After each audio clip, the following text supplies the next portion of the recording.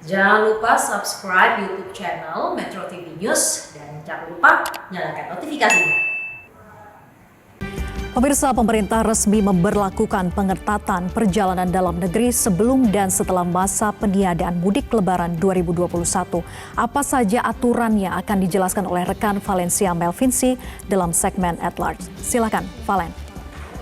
Ya, Vera, secara resmi pemerintah telah merilis aturan terkait dengan pengetatan perjalanan dalam negeri dalam masa kurun waktu tertentu di sekitar masa peniadaan mudik Lebaran 2021. Kemudian apa saja sebenarnya aturan yang harus Anda perhatikan di masa-masa tersebut? Maka akan kita bahas selengkapnya berikut ini. Yang pertama, aturan ini sebenarnya sudah dikeluarkan dan tertuang secara resmi dalam Surat Edaran Nomor 13 Tahun 2021. Ini merupakan aturan terkait dengan pengetatan persyaratan pelaku perjalanan dalam negeri. Kapan masa berlakunya? Masa berlakunya adalah 2 pekan sebelum masa larangan peniadaan mudik Lebaran, kemudian 1 pekan setelahnya, yakni di tanggal-tanggal 22 April sampai dengan 5 Mei dan juga nantinya di tanggal 18 Mei sampai dengan 24 Mei 2021. Selanjutnya, apa yang menjadi pembeda dari masa-masa hari-hari biasanya? Jadi pada saat Anda akan melakukan mobilisasi di dalam negeri, ini pastinya akan ada sejumlah aturan pengetatan. Salah satunya adalah pada saat melakukan perjalanan, ini harus ada hasil negatif PCR ataupun rapid antigen. Ini harus dilaksanakan 1 kali 24 jam sebelum keberangkatan. Ada juga untuk beberapa moda transportasi yang bisa menggunakan fasilitas Genos. Ini juga harus melengkapi syarat yang sudah ditentukan. Dan selain itu juga untuk khusus wilayah aglomerasi perkotaan ataupun di mana satu kawasan kota madya yang biasanya ramai dan terhubung dengan kabupaten ataupun kota di sekitarnya, ini juga akan dilakukan pengecekan secara acak terkait dengan kelengkapan dari surat-surat yang sudah ditentukan. Nah, pengetatan ini akan dilakukan pada masa-masa Lebaran, tentu pasti ada alasan di baliknya. Ini tentunya menjadi salah satu antisipasi pemerintah terkait dengan mobilisasi masyarakat di masa kurun waktu Lebaran 2021. Dan yang paling pasti yang harus kita pahami adalah peraturan ini dikeluarkan sebagai salah satu upaya pemerintah untuk menekan laju penyebaran COVID-19 yang terjadi di Indonesia. Dan selanjutnya pemirsa, terkait dengan peniadaan mudik Lebaran 2021 sendiri, ini sudah secara resmi ditetapkan oleh pemerintah adalah di tanggal 6 sampai dengan 17 Mei 2021. Ini adalah adanya masa larangan mudik Lebaran. Kemudian apa saja yang dilarang? Yang dilarang adalah mobilisasi masyarakat akan dibatasi secara maksimal dalam jangka waktu tersebut.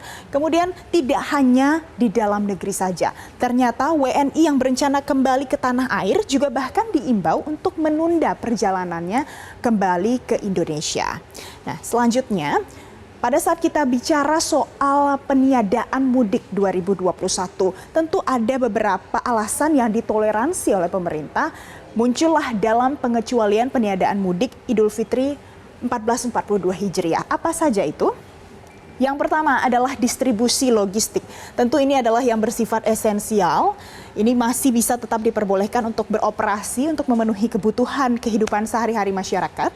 Kemudian ada yang bekerja perjalanan dinas dan beberapa alasan humanis yang mungkin harus dilaksanakan pada hari-hari tersebut dan tentunya dilengkapi dengan beberapa surat keterangan yang bisa membuktikan bahwa alasan tersebut benar adanya.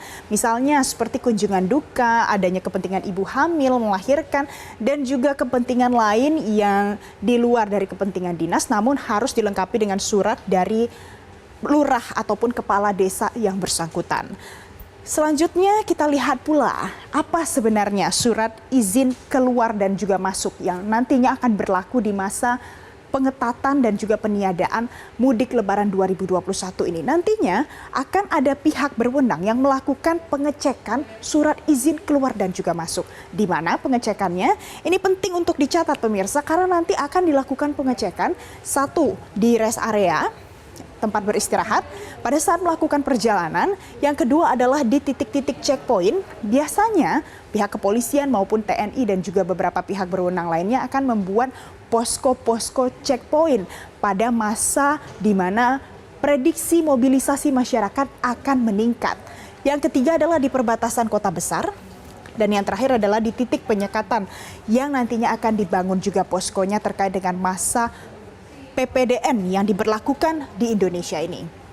Selanjutnya ada pula surat izin keluar masuk ini dari mana datangnya dan siapa yang berhak untuk mengeluarkannya. Yang pertama, terkait dengan ASN, pegawai BUMN, BUMD dan juga TNI Polri sebenarnya masuk ke dalam kategori pengecualian perlakukan perjalanan di masa mudik lebaran. Namun ini harus ada disertakan dengan surat izin yang dikeluarkan oleh pejabat setara dengan eselon 2 dari instansi yang berwenang.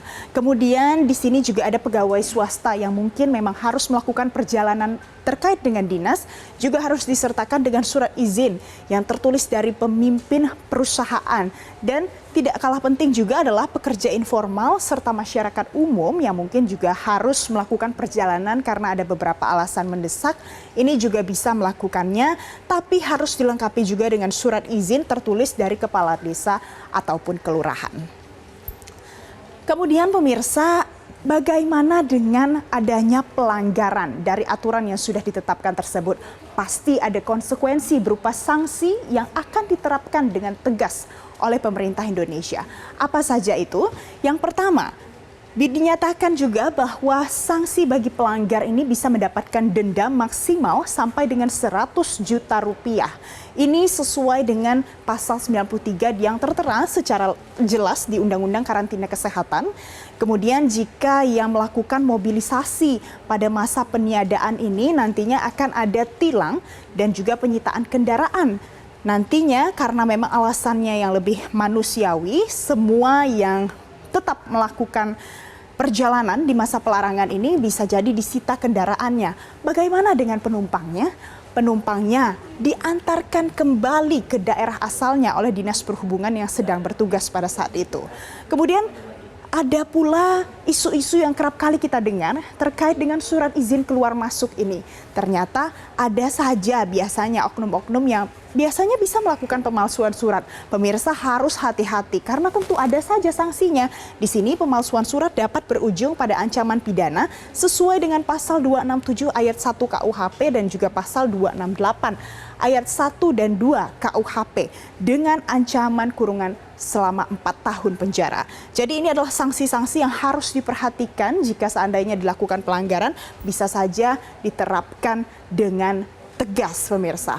Nah selain itu ada juga surat edaran nomor 12 tahun 2021 yang sudah dikeluarkan terlebih dahulu, yakni pada 26 Maret 2021. Ini dinyatakan dengan rinci tentang perjalanan orang di dalam negeri. Pemerintah mengharapkan agar masyarakat Indonesia bersedia untuk melakukan perjalanan dalam negeri dengan berbagai alasan yang sebaiknya tentunya dikurangi mobilisasinya.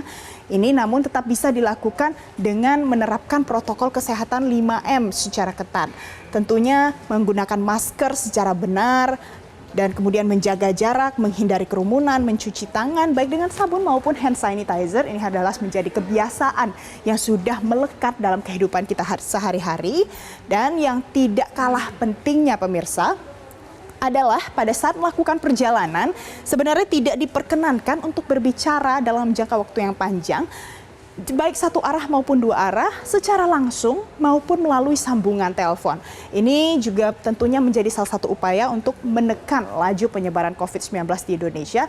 Dan yang satu lagi adalah di berbagai moda transportasi yang ada di Indonesia terkait dengan izin untuk melakukan makan dan minum pada saat melakukan perjalanan di bawah jarak perjalanannya adalah sekitar 2 jam.